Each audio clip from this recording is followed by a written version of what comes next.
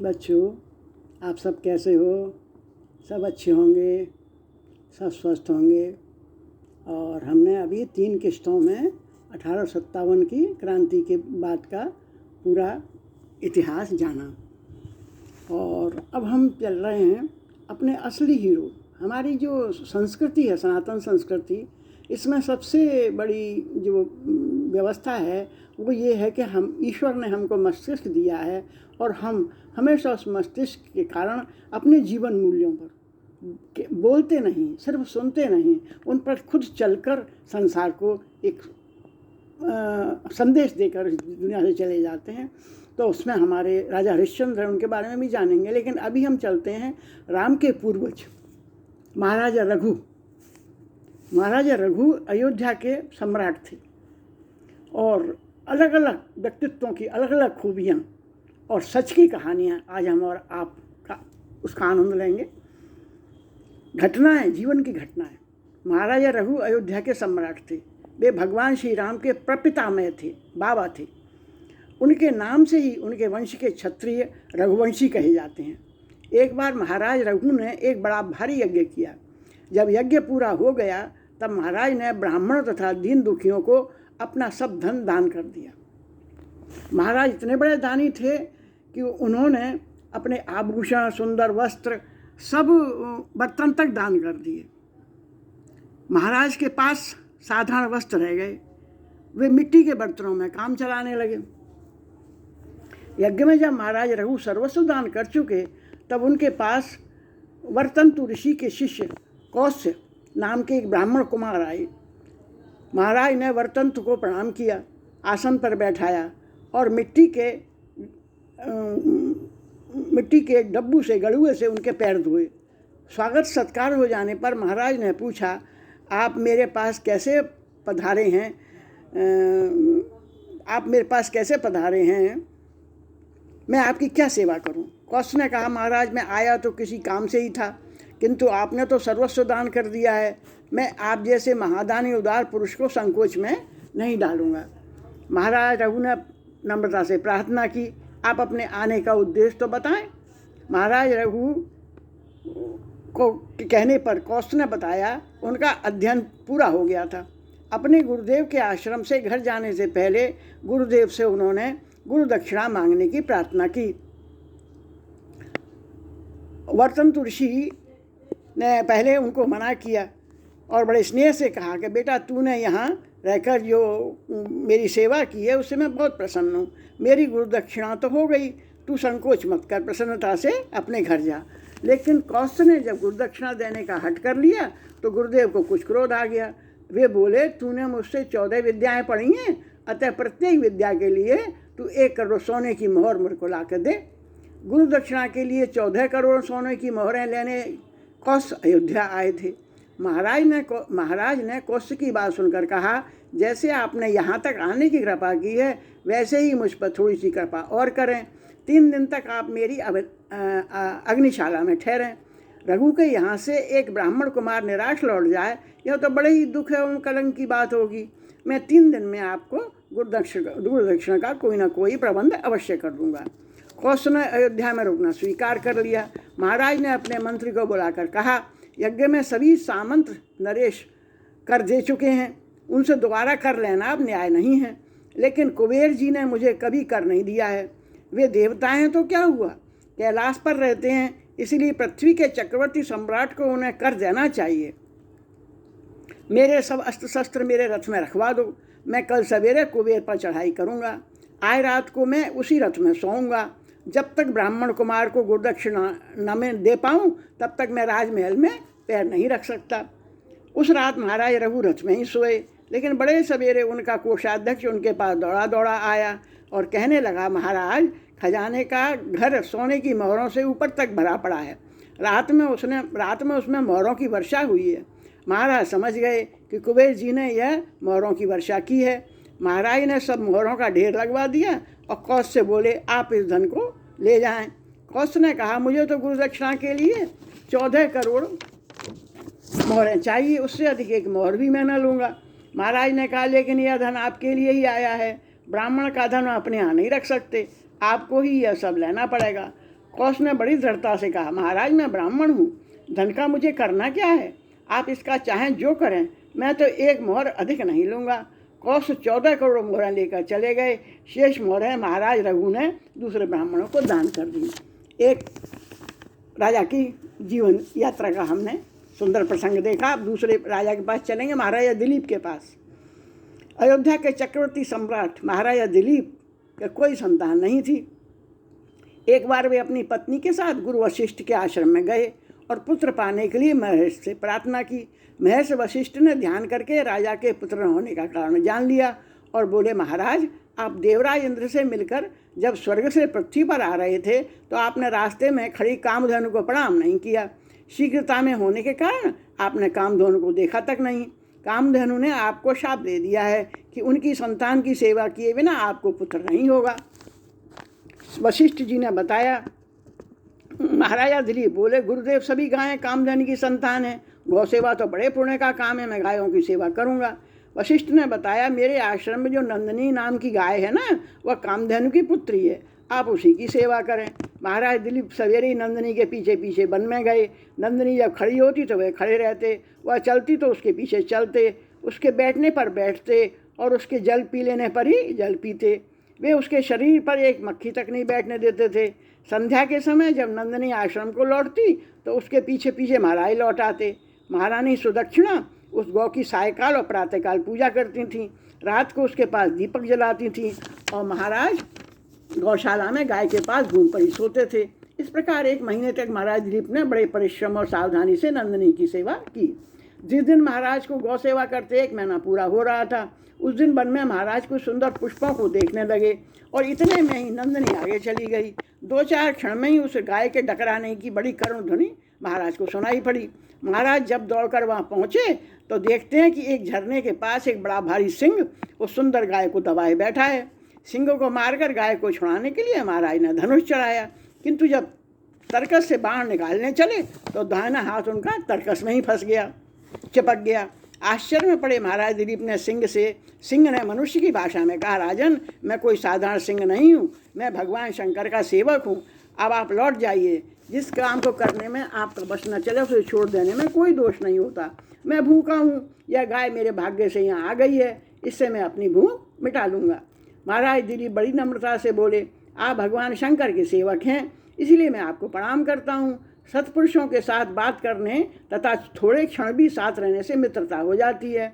आपने जब कृपा करके मुझे अपना परिचय दिया है तो मेरे ऊपर इतनी कृपा और कीजिए, इस गाय को छोड़ दीजिए और इसके बदले मुझे खाकर अपनी भूख मिटा लीजिए। सिंह ने राजा को बहुत समझाया कि एक गाय के लिए चक्रवर्ती सम्राट को प्राण नहीं देना चाहिए। वे अपने गुरु को हजारों गायें दान कर सकते हैं और जीवन में हजारों गायों का पालन तथा रक्षा भी कर सकते हैं, किंतु महाराज दिलीप अपनी बात पर दृढ़ बने रहे। एक शरणागत गौ महाराज के देखते देखते मारी जाए, इससे उसे बचाने में प्राण दे देना उन्हें स्वीकार था। अंत में सिंह ने उनके बदले गाय को छोड़ना स्वीकार कर लिया। महाराजा का चिपका हाथ तरकस से छूट गया। उन्होंने धनुष और तरकस अलग रख दिया और सिर झुकाकर सिंह के सामने बैठ गए। अब महाराज दिलीप समझते थे कि अब सिंह उनके ऊपर कूदेगा, उन्हें फाड़ कर खा जाएगा, परंतु उनके ऊपर आकाश से फूलों की वर्षा होने लगी। नंदिनी ने उन्हें मनुष्य भाषा में पुकार कर कहा, महाराज आप उठिए, यहाँ कोई सिंह नहीं है, यह तो मैंने आपकी परीक्षा लेने के लिए माया दिखाई थी। अब आप पत्ते के दोने में मेरा दूध धोकर मेरा दूध पी लीजिए, आपके गुणवान तथा प्रतापी पुत्र होगा। महाराज उठे, उन्होंने उस कामधेनु गौ को प्रणाम किया और हाथ जोड़कर बोले, माता आपके दूध पर पहले आपके बछड़े का अधिकार है, इसके बाद बचा दूध गुरुदेव का है। आश्रम लौटने पर गुरुदेव की आज्ञा से ही मैं इसमें से थोड़ा दूध ले सकता हूँ। महाराज की गुरु भक्ति तथा धर्म प्रेम से नंदिनी और भी प्रसन्न हुई। शाम को आश्रम लौटने पर महर्षि वशिष्ठ की आज्ञा से महाराज ने नंदिनी का थोड़ा सा दूध पिया। समय आने पर महाराज दिलीप के परम प्रतापी पुत्र हुआ। अब हम चलेंगे महाराज शिवी के पास। उनके जीवन का एक सत्य हम देखेंगे और खुद को हम गौरवान्वित करेंगे। उशीनर देश के राजा शिवी एक दिन अपनी राजसभा में बैठे थे। उसी समय एक कबूतर उड़ता हुआ आया और राजा की गोद में गिरकर उनके कपड़ों में छिपने लगा। कबूतर बहुत डरा जान पड़ता था। राजा ने उसके ऊपर प्रेम से हाथ फेरा, उसे पुचकारा। कबूतर के थोड़े पीछे ही एक बाज उड़ता आया और वह राजा के सामने बैठ गया। बाज ने मनुष्य की बोली में कहा, आप न्याय को जानने वाले राजा हैं, आपको किसी का भोजन नहीं छीनना चाहिए। यह कबूतर मेरा भोजन है, आप इसे मुझे दे दीजिए। महाराज शिवी ने कहा, तुम मनुष्य की भाषा बोलते हो, साधारण पक्षी तुम नहीं हो सकते, लेकिन तुम चाहो जो कोई हो, यह कबूतर मेरी शरण में आया है, मैं शरणागत का त्याग नहीं करूँगा। बाज बोला, मैं बहुत भूखा हूँ, आप मेरा भोजन छीनकर मेरे प्राण क्यों लेना चाहते हैं? राजा शिवी बोले, तुम्हारा काम तो किसी भी मांस से चल सकता है, तुम्हारे लिए यह कबूतर ही क्यों मारा जाए? इसकी क्या आवश्यकता है? तुम्हें कितना मांस चाहिए?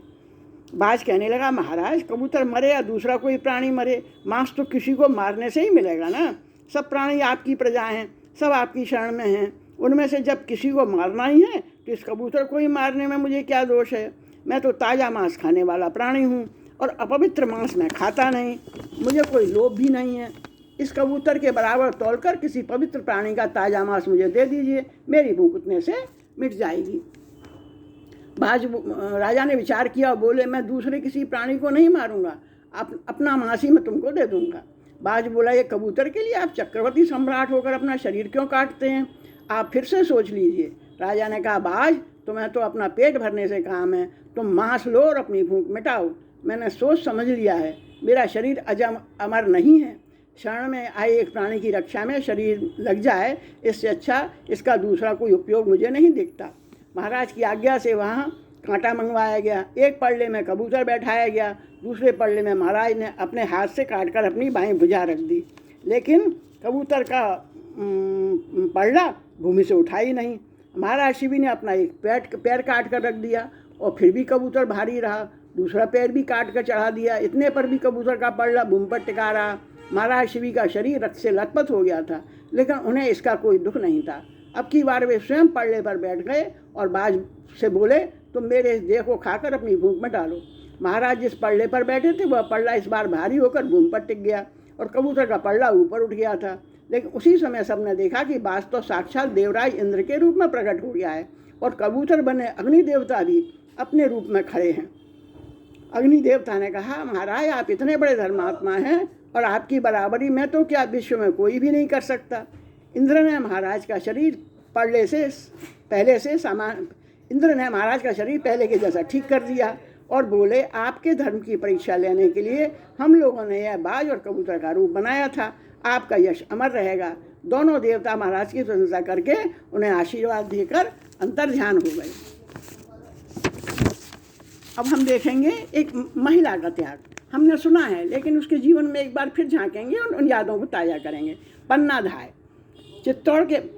का त्याग। चित्तौड़ के महाराजा संग्राम सिंह की वीरता प्रसिद्ध है। उनके स्वर्गवासी होने पर चित्तौड़ की गद्दी राणा विक्रमादित्य बैठे, किंतु वे शासन करने की योग्यता नहीं रखते थे। उनमें न बुद्धि थी न वीरता थी, इसलिए चित्तौड़ के सामंतों और मंत्रियों ने सलाह करके उनको गद्दी से उतार दिया तथा महाराणा संग्राम सिंह के छोटे कुमार उदय सिंह को गद्दी पर बिठाया। उदय सिंह की अवस्था उस समय केवल 6 वर्ष की थी। उनकी माता रानी कर्णावती का स्वर्गवास हो चुका था। पन्ना नाम की एक धाय उनका पालन पोषण करती थी। राज्य का संचालन पन्ना धाय का पुत्र बनवीर करता था। वह उदय सिंह का संरक्षक बनाया गया था। बनवीर के मन में राज्य का लोभ आ गया। उसने सोचा कि यदि विक्रमादित्य उदय सिंह को मार दिया जाए तो सदा के लिए वह राजा बन सकेगा। सेना और राज्य का संचालन उसके हाथ में ही था। एक दिन रात में बनवीर नंगी तलवार लेकर राजभवन में गया और उसने सोते हुए राजकुमार विक्रमादित्य का सिर काट लिया। झूठी पत्थर उठाने वाले एक बारी ने बनवीर को विक्रमादित्य की हत्या करते देख लिया। वह ईमानदार और स्वामी भक्त बारी बड़ी शीघ्रता से पन्नाधाय के पास आया और उसने कहा, बनवीर राणा उदय सिंह की हत्या करने शीघ्र यहाँ आएगा, कोई उपाय करके बालक राणा के प्राण बचाओ। पन्नाधाय अकेली बनवीर को कैसे रोक सकती थी? उसके पास कोई उपाय सोचने का समय भी नहीं था, लेकिन उसने एक उपाय सोच लिया। उदय सिंह उस समय सो रहे थे। उनको उठाकर पन्ना ने एक टोकरी में रख दिया और टोकरी पत्तल से ढककर उस बारी को देकर कहा, इसे लेकर तुम यहाँ से चले जाओ, बीरा नदी के किनारे मेरा रास्ता देखना। उदय सिंह को छिपाकर हटा देने से ही काम चलता नहीं था। बनवीर को पता लग जाएगा कि उदय सिंह को छिपाकर भेजा गया है तो वह घुड़सवार भेजकर उन्हें अवश्य पकड़ लेगा। पन्ना ने दूसरा ही उपाय सोचा। उसके भी एक पुत्र था। उसके पुत्र चंदन की अवस्था भी 6 वर्ष की थी। उसने अपने पुत्र को उदय सिंह के पलंग पर सुलाकर रेशमी चादर उड़ा दी और स्वयं एक ओर बैठ गई। जब बनवीर रक्त से सनी तलवार लिए हुए वहाँ आया और पूछने लगा कि उदय सिंह कहाँ हैं, तब पन्ना ने बिना एक शब्द बोले अंगुली से अपने सोते लड़के की ओर संकेत कर दिया। हत्यारे बनवीर ने उसके निरपराध बालक के तलवार द्वारा 2 टुकड़े कर दिए और वहाँ से चला गया। अपने स्वामी की रक्षा के लिए अपने पुत्र का बलिदान करके बेचारी पन्ना रो भी नहीं सकती थी। उसे झटपट वहाँ से नदी किनारे जाना था, जहाँ बारी उदय सिंह को लिए उसका रास्ता देख रहा था। पन्ना ने अपने पुत्र की लाश ले जाकर नदी में डाल दी। उदय सिंह को लेकर मेवाड़ से चली गई। उसे अनेक स्थानों पर भटकना पड़ा। अंत में देवरा के सामंत आकाश शाह ने उसे अपने यहाँ आश्रय दिया। बनवीर को अपने पाप का दंड मिला। बड़े होने पर राणा उदय सिंह चित्तौड़ ही गद्दी पर बैठे। पन्ना धाय उस समय जीवित थीं। राणा उदय सिंह माता के समान उनका सम्मान करते थे। स्वामी के लिए अपने पुत्र का बलिदान करने वाली पन्ना धाई धन्य हैं। ये हमने कुछ जीवंत हीरो देखे, जीवन के जीवंत ऐसे मनुष्य देखे जो उपदेश देते नहीं थे, अपने जीवन पर उन्होंने लागू भी किया। इन सबके चरणों में नमन, वंदन, आप सबको शुभकामनाएं, आप सबको का अभिनंदन। मेरा पुनः पुनः इन सब वीरों के चरणों में अभिनंदन।